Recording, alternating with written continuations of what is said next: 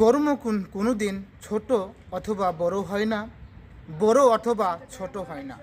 প্রত্যেক কর্মই কিন্তু সমান, সেটা ডক্টর হোক বা মেথর, ধোপা হোক বা কৃষক।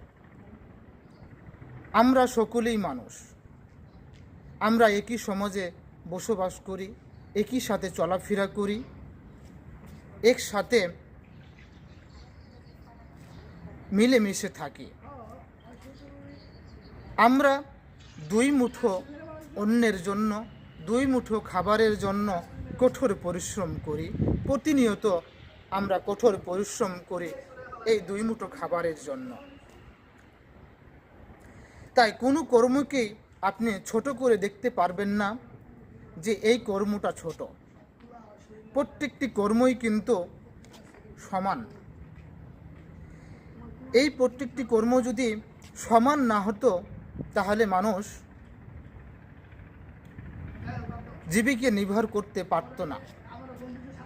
কারণ একজন কৃষক যদি সে কঠোর পরিশ্রম করে যদি ফসল উৎপাদন না করত, তাহলে যারা ব্যবসায়িক, যারা চাকরিজীবী, তারা কিন্তু না খেয়ে মরত। কারণ কি জানেন?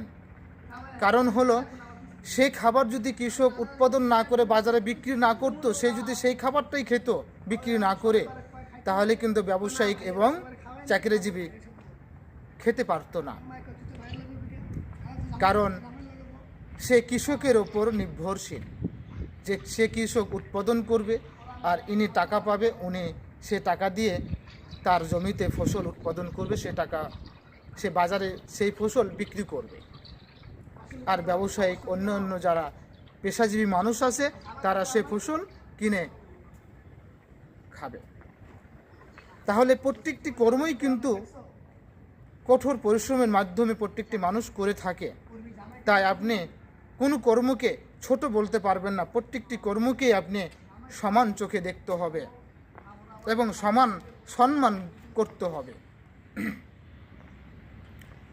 তাই আসুন আমরা ভেদাভেদ না করে, ভেদাভেদ দূরে সরিয়ে দিয়ে একে অপরকে ভালোবেসে আগলে রাখি এবং প্রত্যেকের কর্ম স্থানকে সম্মান করি। এটাই হচ্ছে মানুষের জন্য উত্তম কাজ।